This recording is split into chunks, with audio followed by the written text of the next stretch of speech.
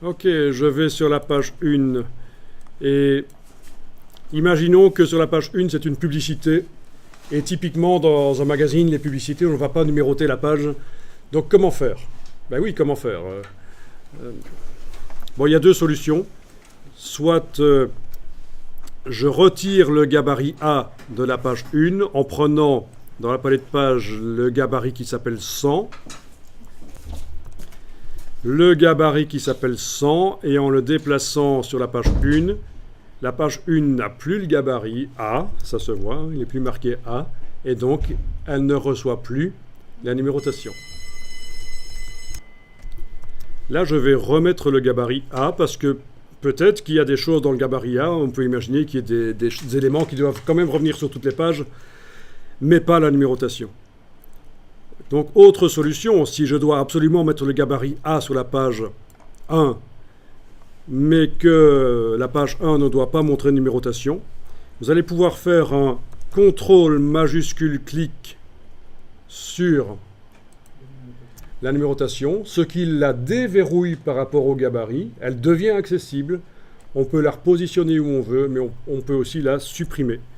Donc, la page 1 qu'on utilise toujours le gabarit A, mais n'a plus de numérotation. Intéressant, par exemple, s'il y a des éléments du gabarit A qui doivent quand même aller sur toutes les pages. Par exemple, dans le gabarit A ici, je fais un bandeau sur le côté, un bandeau ici, voilà, que je vais mettre en couleur noire, que je teinte, voilà, c'est du gris. Sur toutes les pages, j'ai ce bandeau gris, puisqu'elles utilisent toutes le gabarit A. Mais sur la page 1, je n'ai pas la numérotation.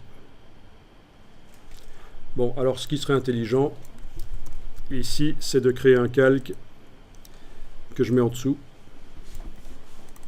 que je vais appeler bandeau gris. Dans le gabarit, sélectionner mon bandeau, le transférer sur ce calque d'en dessous. Comme ça, ce calque va être systématiquement en dessous des éléments qui sont sur les pages. Notamment ici, voilà. Donc, je pense qu'avec ce qu'on a vu là, vous pouvez déjà faire des documents pas mal, hein. Après, il va falloir vous inspirer, parce que ça, c'est la technique. Mais pour faire des bons documents, il faut s'inspirer. Alors, je vous donne l'astuce. Je vous donne une astuce pour vous inspirer. Vous tapez les mots magiques InDesign Grid Pinterest. Pinterest. InDesign Grid Pinterest, c'est quoi? Eh bien, en tapant ça dans Google, vous tombez sur plein de des personnes qui, dans le logiciel en ligne Pinterest, répertorient des mises en page InDesign basées sur ce qu'on appelle des grilles modulaires. C'est une manière professionnelle de faire des mises en page, la grille modulaire. Et c'est vraiment une source d'inspiration intéressante. Vous allez vraiment trouver des choses intéressantes comme ça.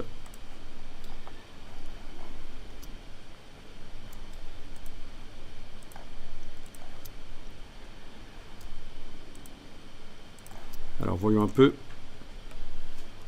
Donc oui, c'est ce que vous pourriez obtenir en entrant dans une librairie et en regardant des magazines qui sont bien mis en page, mais vous voyez, c'est ce genre de choses-là, voilà. Les gens répertorient, photographient des magazines avec des mises en page tout à fait intéressantes. Ça peut être vraiment très très intéressant de s'inspirer de toutes ces manières de faire. Bon, il y a plusieurs écoles qui existent. On parle d'écoles de mise en page, l'école suisse, l'école hollandaise, etc. Donc, enfin, les styles, de toute façon, il y en a plein, quoi. Voilà. Il y a la technique, puis il y a l'inspiration, et évidemment, toutes ces choses-là, quand on clique dessus, on le voit en plus grand. On est d'accord.